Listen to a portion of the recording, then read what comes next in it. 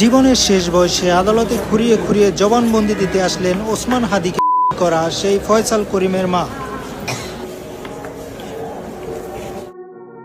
খুঁড়িয়ে খুঁড়িয়ে আদালতে জবানবন্দি দিতে গেলেন হাদির খুনি ফয়সাল করিমের বাবা মা।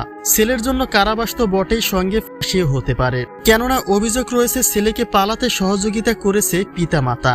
যদিও তাদের দাবি খুনি ছেলের সঙ্গে বহু আগে থেকেই তাদের খুব একটা ভালো সম্পর্ক নেই।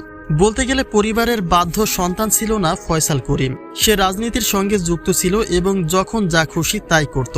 কিন্তু এবার যে সে খুন করেছে সে ব্যাপারে কোনো কিছুই জানেন না তারা।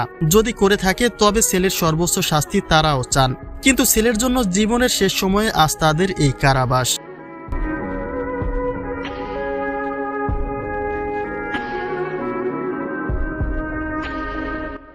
একটা কথাই বলে, কিছু সময় সন্তানের পাপের দায় বাবা মাকে ভোগ করতে হয়। এমন কিছু সময় আসে যখন কোনো কুলাঙ্গার সন্তান জন্ম দেওয়াকে সবচেয়ে বড় পাপ মনে হয়। আর ঠিক তেমনই যেন একটা বাস্তবতার মুখোমুখি হতে হলো ফয়সালের বাবা মাকে।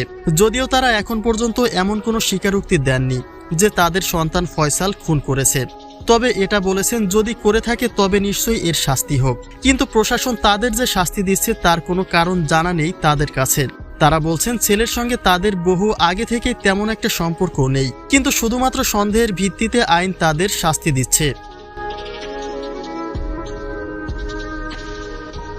তবে খুঁড়িয়ে খুঁড়িয়ে আদালতে স্বীকারোক্তি দিতে যাওয়ার দৃশ্যটা একটা বাস্তব শিক্ষা দেয় যে এমন কোনো কুলাঙ্গার সন্তান যেন কোনো মা তার পেটে না ধরে, যে সন্তানের জন্য জীবনের শেষ সময়ে এসে কারাবাসে জীবন কাটাতে হয়।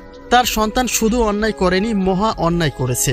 ওসমান হাদির মতো এমন একজন বিপ্লবী নেতা প্রতিটি দেশের অহংকার, কিন্তু শুধুমাত্র ব্যক্তি স্বার্থে সেই নেতাকে গুলি করে হত্যা করল ফয়সাল।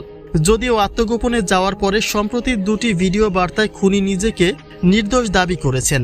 তিনি বলছেন পরিকল্পিত ষড়যন্ত্রে তাকে ফাঁসানো হয়েছে, যেটা সময়ের সঙ্গে একদিন বেরিয়ে আসবে।